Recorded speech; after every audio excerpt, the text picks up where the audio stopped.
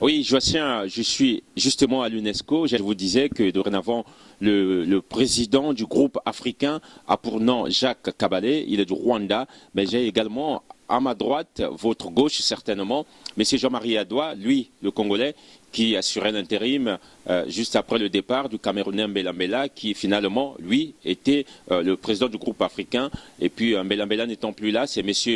Jean-Marie Adoua qui assurait donc l'intérim. Aujourd'hui, ce n'est plus M. Jean-Marie Adoua, c'est plutôt M. Jacques Kabalé du Rwanda. J'ai la chance, comme je dis, de les avoir justement là, à côté de moi, l'un l'autre. La première des questions, elle est posée à M. Jacques. Déjà, je vous dis félicitations et je vais tout de suite savoir, vous, aujourd'hui président du groupe africain ici à l'UNESCO, quelle est votre vision, comment entendez-vous mener les choses comme il se doit? Oui. Je vous remercie, monsieur. C'est d'abord une joie pour moi et un honneur extraordinaire que de pouvoir présider le groupe des ambassadeurs africains à l'UNESCO. Ma vision s'inscrit dans la vision de mes prédécesseurs. Je vais renforcer certaines choses et d'autres.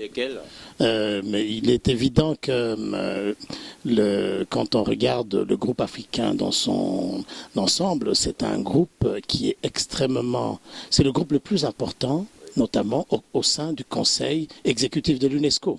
Avec 17 membres, c'est le premier groupe. Donc il va de soi que ce groupe devrait influer sur toutes les décisions du Conseil.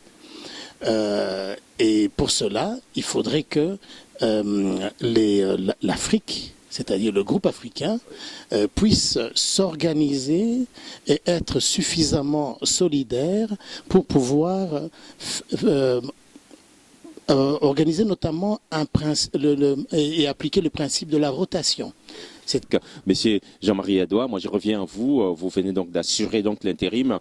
Aujourd'hui, peut-être pas le bilan, mais peut-on savoir quelques grands axes, quelques éléments que l'on peut retenir au terme donc de cette mission? Merci beaucoup, Pros.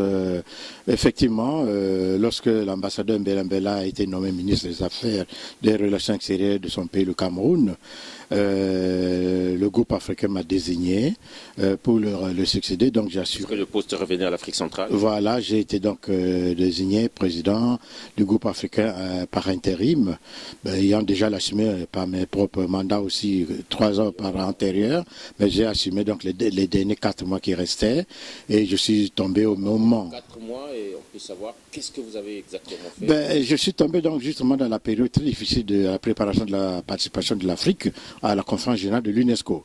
Alors vous voyez que la conférence générale c'est le sommet de l'organe suprême de l'UNESCO, c'est l'organe qui prend les grandes décisions de la vie de l'UNESCO. Il fallait donc préparer l'Afrique à cette échéance de fonction. En tout cas, moi je vous dis merci. Merci à vous donc d'avoir accepté de jouer à ce jeu. J'aime bien le terme, je l'affectionne. Merci à vous également, Joachim. Je vous renvoie donc l'antenne, peut-être un aspect que vous aurez voulu que je puisse évoquer ici. Je ne sais pas trop, mais voilà, je vous renvoie l'antenne.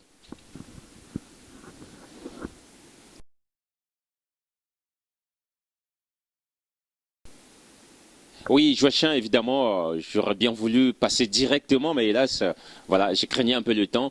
Hier, finalement, ici, il y a eu la cérémonie de présentation de vœux, une cérémonie très africaine, parce que peu sont ces groupes ici à l'UNESCO qui organisent de telles cérémonies. On se met peut-être à penser que voilà, c'est une spécificité africaine. Là encore, j'exagère un peu, mais désolé, c'est la vérité, parce que ça ne se fait pas ici. Ici, oui, cette cérémonie a eu lieu. On a entendu les discours de Madame Ogoula Rachel, voilà, qui est dorénavant la présidente du groupe, du sous-groupe, c'est comme ça qu'on appelle ici, le sous-groupe Afrique centrale. Et puis on a pu entendre ce discours aussi de Madame la représentante de la directrice générale de l'UNESCO, Bokova, qui a été donc représentée par cette dame, Naja Vichif.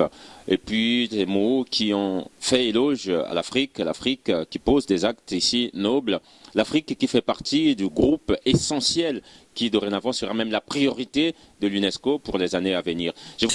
Nous, pays africains, sommes invités à promouvoir notre patrimoine qui a été consacré le 16 novembre 2015 au cours de la 38e session de la conférence générale de l'UNESCO par l'adoption d'une résolution proclamant le 5 mai, journée du patrimoine mondial africain.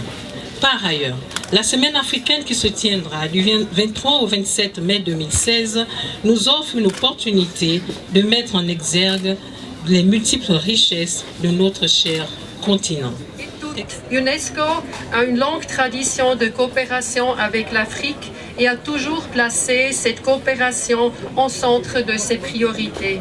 C'est aussi pourquoi, à partir de 2014 et jusqu'au 2021, et j'espère au-delà de ça aussi, le continent africain a fait et fera l'objet de l'une des deux priorités globales de notre organisation. Oui, Joachim, voilà, nous sommes presque au terme, hein, mais je tiens quand même à signaler que cette cérémonie était organisée par le Congo, notamment donc les services de M. Jean-Marie Adoua, qui est le représentant permanent du Congo, on le répète. Et voilà, ce que je veux vous dire, en fait, c'est un artiste congolais, Dana de Balkasson, Dana qui est un Congolais, et lui, il a animé cette cérémonie comme il se doit. Et si vous permettez encore, juste pour quelques minutes, voici quelques sonorités de Dana en pleine cérémonie ici à l'UNESCO.